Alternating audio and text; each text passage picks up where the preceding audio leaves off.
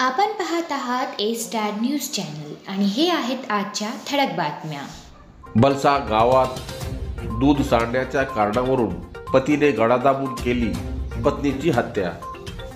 Tadkalas police ठाण्याच्या हद्दीतील मौजे बलसा बुर्द येथील पतीने दूध का सांडविले म्हणून मारहाण करून जबरदस्तीने गळा दाबून पत्नीची हत्या केल्याची घटना सोमवारी सकाळी 9 ते दुपारी 1 वाजेच्या सुमारास घडली। या प्रकरणी ताडकळस पोलीस ठाण्यात मुलाने दिलेल्या फिर्यादीवरून आरोपी पतीविरुद्ध गुन्हा दाखल करण्यात आला आहे। बलसा येथील सुरेश देवीदास शिंदे यांनी फिर्याद दिली की त्यांच्या आई सुनीता देवीदास शिंदे वय वर्ष 45 यांना त्यांचे वडील देवीदास माणिक शिंदे वय वर्ष 50 यांनी 8 सप्टेंबर सोमवार रोजी सकाळी 9 ते दुपारी 1 वाजेच्या सुमारास दूध का सांडविले या कारणावरून घरी व शेतात काठीने बेदम मारहाण करून जबरदस्तीने तिचा गळा दाबून खून केला। या प्रकरणी ताडकळस पोलीस ठाण्यात आरोपी पतीविरुद्ध गुन्हा दाखल करण्यात आला आहे। घटनेचा अधिक तपास सहाय्यक पोलीस निरीक्षक गजानन मोरे यांच्या मार्गदर्शनाखाली पोलीस उपनिरीक्षक गजानन काठेवाड हे करीत आहे। उड्डाणपूल रस्त्याच्या दुरुस्तीसाठी रास्ता रोको आंदोलनाचा इशारा। परभणी शहरातील राष्ट्रीय महामार्ग मुख्य रस्ता NH 61 हा जातो। या रस्त्यावरील शहरातील बसस्थानक लगतच्या उड्डाणपुलावरील फुटपाथ परभणी जिल्हा पोलीस अधीक्षक रवींद्रसिंह परदेशी यांनी अपघाताचे प्रमाण वाढल्यामुळे रस्ता रुंद असल्या कारणाने काढून टाकले आहे। परंतु कित्येक महिन्यापासून सध्या शहरात अशी परिस्थिती निर्माण झाली आहे की फुटपाथ काढल्यानंतर उड्डाणपुलावरील रस्ते खड्डे तयार झाले आहेत। त्यामुळे आधीपेक्षा सध्याच्या स्थितीत अपघाताचे प्रमाण जास्त वाढले आहे। लवकरात लवकर शहरातील या उड्डाणपुलावरील रस्त्याची दुरुस्ती करून द्यावी। यानंतर या रस्त्यावर जेवढे अपघात होतील त्याला आपल्यासह परभणी जिल्ह्यातील परभणी लोकसभा खासदार पोलीस अधीक्षक हे सर्वस्वी जबाबदार असतील, असे पॅन्थर परिवर्तन चळवळीचे संस्थापक अध्यक्ष सिद्धार्थ पानबुडे यांच्या वतीने सांगण्यात आले आहे। येत्या महिन्याभरात या रस्त्याचे काम न झाल्यास परभणी शहरातील हजारो नागरिकांसह बेमुदत उड्डाणपुलावर रास्ता रोको आंदोलन करण्यात येईल, असा इशारा सिद्धार्थ पानबुडे यांनी निवेदनाद्वारे दिला आहे। दिलेल्या निवेदनावर बोधिस्तो साळवे, रितेश देशमुख, पंडित गायकवाड, ज्ञानेश्वर लेवडे, सागर पानबुडे, विक्रांत जोगदंड, सुधांशु कुरील, विनायक शिंदे यांच्यासह आदींच्या स्वाक्षऱ्या आहे।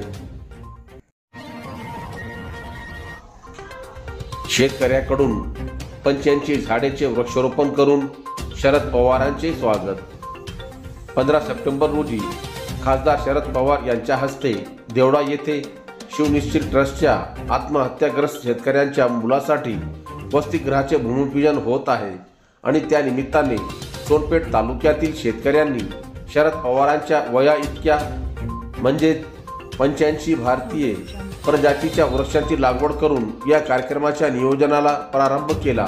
अतिशय आगळ्या वेगळ्या पद्धतीने केलेल्या या नियोजन आरंभाची परिसरात चर्चा रंगली असून यावेळी मोठ्या संख्येने शिवनिश्चल ट्रस्टचे पदाधिकारी व शेतकरी उपस्थित होते।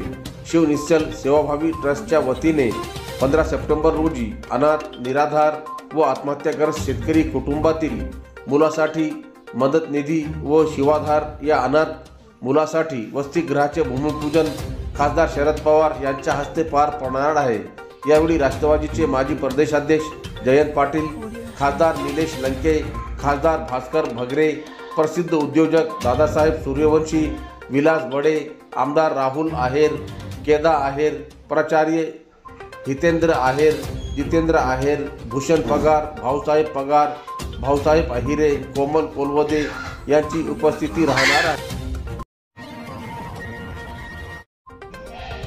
प्रहार पक्षाच्या पदाधिकाऱ्यांच्या नियुक्त्या जाहीर। प्रहार जनशक्ती पक्षाचे परभणी जिल्हा संपर्क प्रमुख नितीन टाकरखेडे यांच्या अध्यक्षतेखाली पक्षाच्या परभणी जिल्ह्यातील सर्व पदाधिकाऱ्यांची बैठक पार पडली।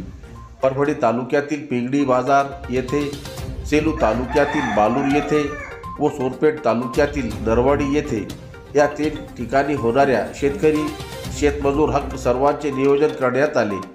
यावेळी रिक्त पदावरील पदाधिकाऱ्यांच्या नियुक्त्या जाहीर करण्यात आल्या।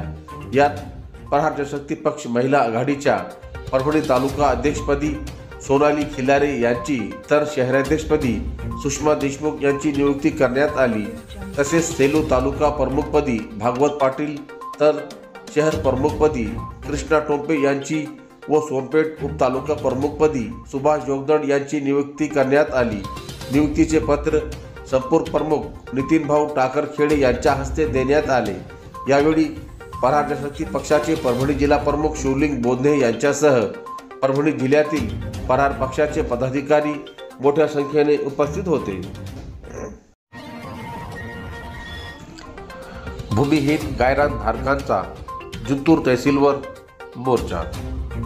जिंतूर तालुक्यातील भूमिहीन असलेले गेल्या 30 ते 40 वर्षापासून कसत असलेले गायरान अतिक्रमणधारक यांना त्यांच्या जमिनीचे मालकी हक्क देऊन 7/12 नावे करण्यासाठी आज दिनांक 9 सप्टेंबर मंगळवार रोजी दुपारी 1 वाजता भर पावसात भिजून पुरुष व महिलांनी भव्य मोर्चा काढला होता। बहुजन रिपब्लिकन सोशलिस्ट पार्टीच्या वतीने हा मोर्चा जिंतूरच्या मुख्य मार्गाने निघून जिंतूर त्या तहसील कार्यालय येथे धडकला व मोर्चेकऱ्यांनी मुख्यमंत्री यांना जिंतूर तहसीलदार मार्फत निवेदन दिले। तसेच आमच्या मागण्यावर सरकारने तत्काळ निर्णय न घेतल्यास आम्ही तहसील कार्यालयासमोर आत्मदहन करू असा इशारा दिला आहे। या मोर्चाचे नेतृत्व अरविंद कांबळे, सुभाष वावडे, राजकुमार एगडे, अनामी मोरे, नवा पटेल यांनी केले। या मोर्चासाठी ग्रामीण भागातील पुरुष व महिला मोठ्या संख्येने सहभागी झाले होते।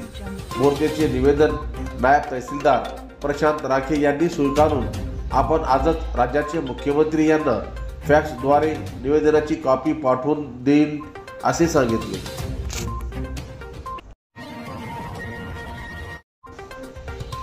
सेलू रेल्वे स्थानकावरील जनशताब्दीचे प्रायोगिक थांबे कायम।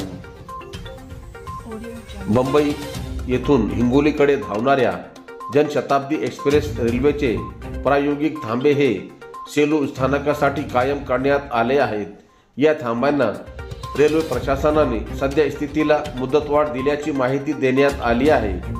शिवाजी महाराज टर्मिनल मुंबई आणि हिंगोली दरम्यान धावणाऱ्या जनशताब्दी एक्सप्रेसला नांदेड रेल्वे विभागांतर येणाऱ्या सेलू या रेल्वे स्थानकावर पूर्वी प्रायोगिक तत्वावर थांबा देण्यात आला होता। या थांब्याची मुदत ही 14 सप्टेंबर पर्यंत निश्चित करण्यात आली होती। आता या प्रायोगिक थांब्यांना पुढील आदेश येईपर्यंत मुदतवाढ देण्यात आली आहे। या निर्णयामुळे सेलू परिसरातील प्रवाशांना थेट जनशताब्दी एक्सप्रेसने प्रवास करण्याची सुलभता प्राप्त होणार आहे।